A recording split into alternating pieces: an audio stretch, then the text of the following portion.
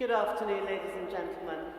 The Board of Governors and the Academic Board of the University of Chichester have resolved to confer upon Donna Ockendon an Honorary Doctor of Science. And I see that Donna has come forward to join the Chair of Governors. Welcome, Donna. So a little about Donna. I first met Donna Ockendon in 2016 on a train. We were both going to London and we got talking. And out of that brief encounter grew a friendship which has lasted ever since. Donna had just moved into the centre of Chichester. And one of the things that she spoke to me about was the number of homeless people sleeping rough on the streets.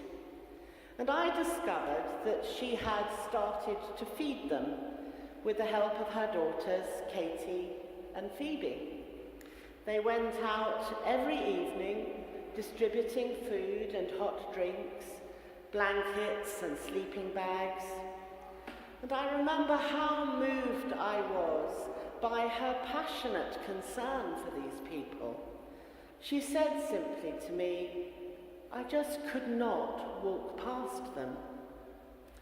So I joined her in this work, as did others, and out of it was born, eventually, the charity known as the Four Streets Project, which now operates from St Paul's Church in Chichester.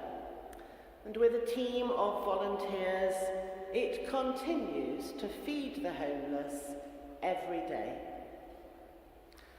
Since then, of course, Donna has become a public figure, widely known for the important work she has done in the context of mother and baby health. Donna Ockendon is an experienced and respected nurse and midwife. She has held several senior NHS leadership roles over her 30-year career. She was originally co-clinical director of the Maternity Strategic Clinical Network at NHS England. She was also the chair of the England Royal College of Midwives between 2006 and 2014. And the Nursing and Midwifery Council then subsequently appointed her as a senior midwifery advisor to the chief executive. And this was the work that she was doing when I met her. In 2017, Donna was asked by the then Secretary of State for Health, Jeremy Hunt, to chair the independent review into maternity services at the Shrewsbury and Telford Hospitals NHS Trust. When Donna first commenced this review, she was told that there were 23 families whose cases needed consideration.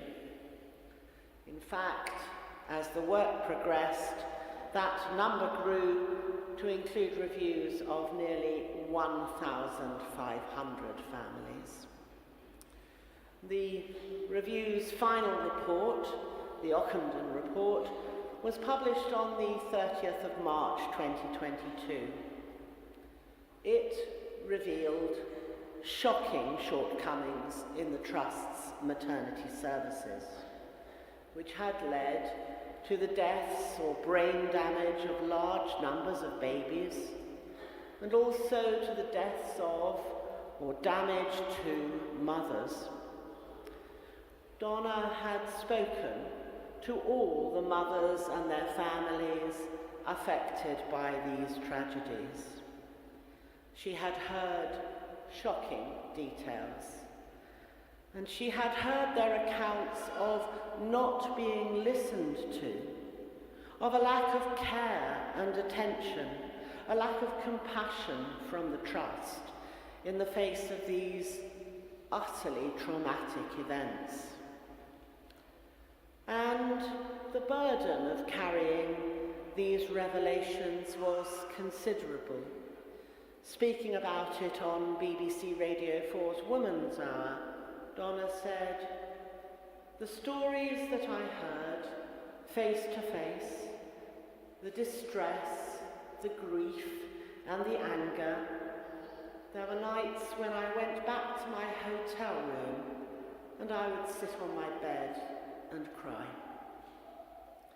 The introduction to the Ockendon final report gives a flavour of Donna's clear-sightedness and of her unflinching support for the families who had suffered these birth tragedies.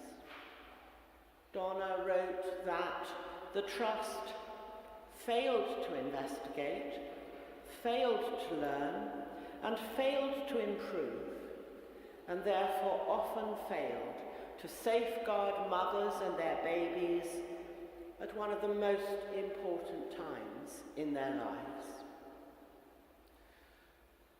As a result of this work, in May 2022, Donna was appointed as the chair of the Independent Review into Maternity Services at the Nottingham University Hospital's NHS Trust. She now leads a multi-professional team of more than 100 doctors, midwives and nurses for this review. And so another huge task lies ahead of her. And one of the issues which this latest review has already revealed is the way in which the voices of mothers, and particularly of ethnic minority mothers, have been ignored and suppressed. Speaking of this in an interview in The Lancet in June 2023, Donna noted that Nottingham is a multiracial and diverse community. She said this, she said, "I'm absolutely clear that all voices that want to be heard will be heard and will be amplified. And what they tell us absolutely will be acted upon." And she makes it clear that by this she means the voices of everyone, not just the affected families, but maternity staff as well. This willingness to listen, to go the extra mile, and to be a voice for those who have been silenced is a mark of Donna Ockendon's passionate commitment in all the work that she does. She works alongside a number of charities that are committed to ensuring safe care for mothers during the whole of their maternity and postnatal period.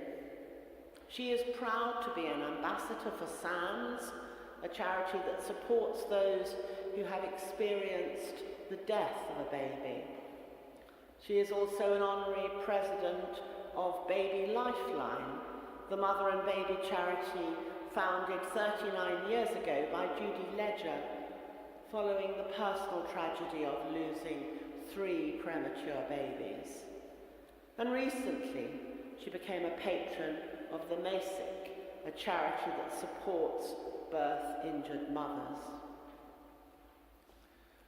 Donna spoke not so long ago on the BBC Today's programme on Radio 4 about the pointlessness of publishing reports if they do not actually achieve change and improvement.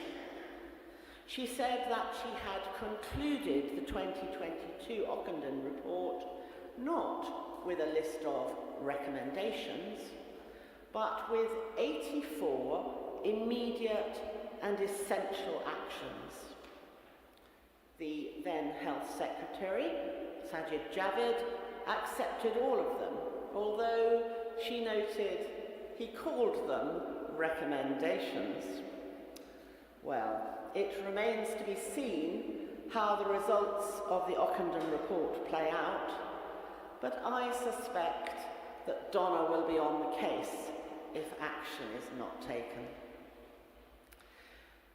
I don't think Donna would mind my saying that life has not always been easy for her.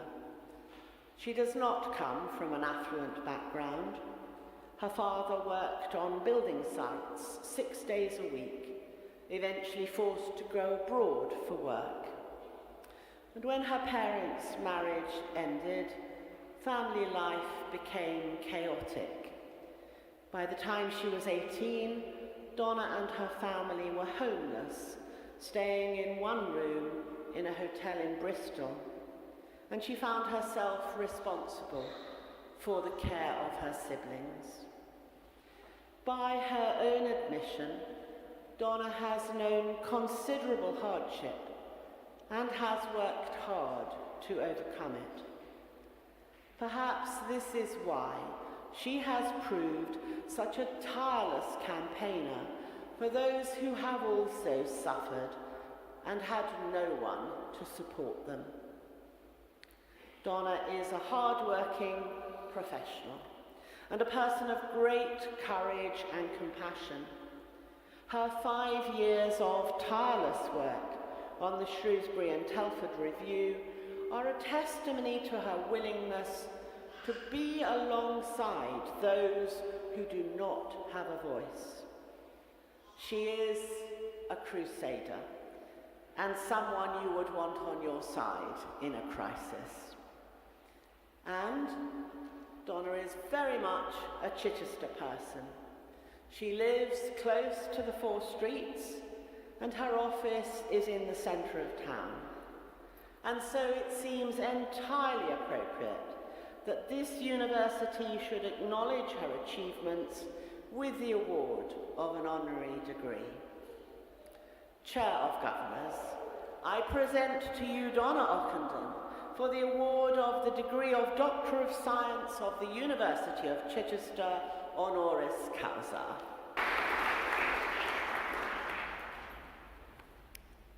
Good afternoon, Vice-Chancellor, Chair of the Board of Governors, Governors, ladies and gentlemen, graduates and guests.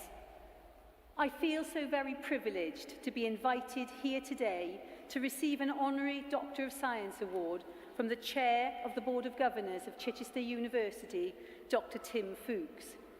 It is a great honour to be considered for such an award and to have the opportunity to address you all on this special day of celebration for your achievements and commitments to your studies. I'd like to congratulate you all on completing your courses and for the hard work and perseverance it has taken you to get here. To arrive at this point is no mean feat.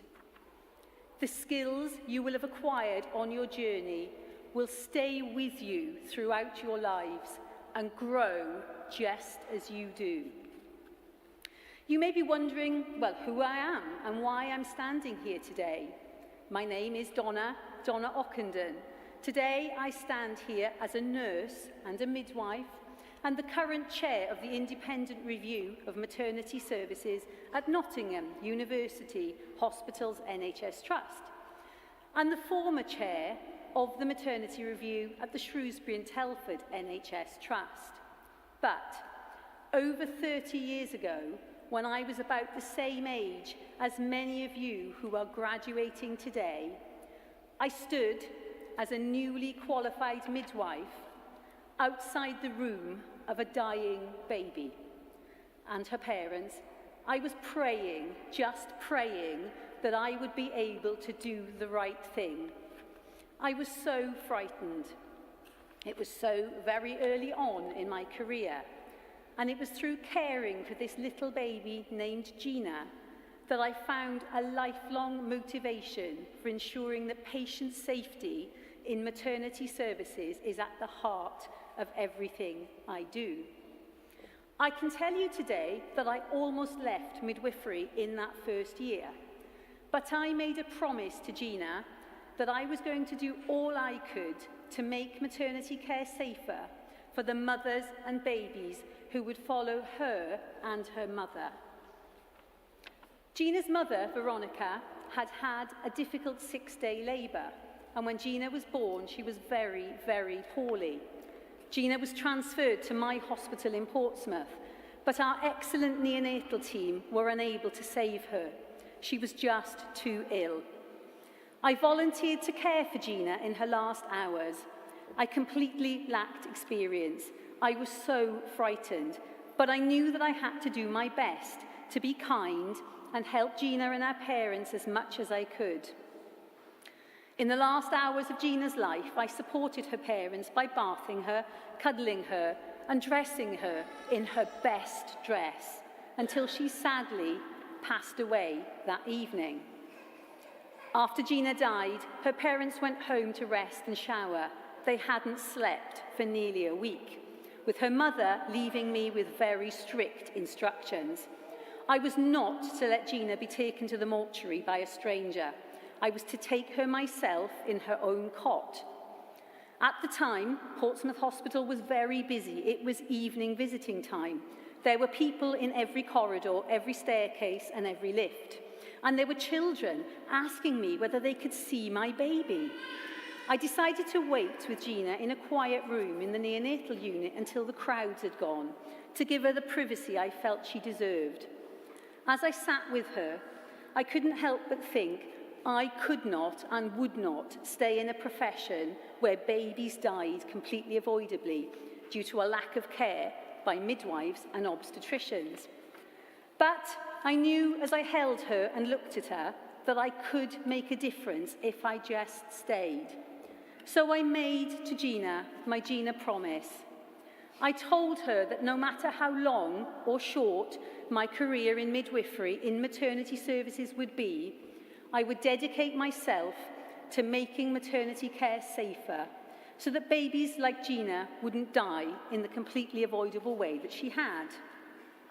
And so, I stand here today telling you that through the cruelly short life of Gina Louise Brereton, over 30 years ago, I made a promise that I would do all that I could to make maternity care safer.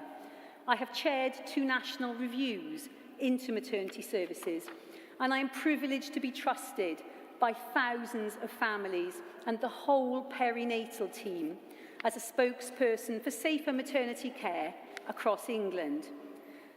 The day that Gina died, I wanted to leave my profession, and if I had, I wouldn't have the honour of talking to you all today. Today, I want to inspire you to pursue your careers. No doubt there will be difficult days ahead, but I hope that if ever there comes a day in your career when you question yourselves and your journeys ahead, you are able to reflect on your own journey and find the courage to perhaps make your own Gina promise. So to my friends, my family, Gina's mother and her sisters who have accompanied me here today, I thank you for your love and support in helping me keep my Gina promise and enabling me to continue my commitment to making maternity services safer. And to Gina, thank you. You have helped to make me who I am and made a meaningful difference to maternity services and safety across the whole of our NHS. Now, graduates, it's time for all of you to go into the world and start your own journey. Thank you for listening.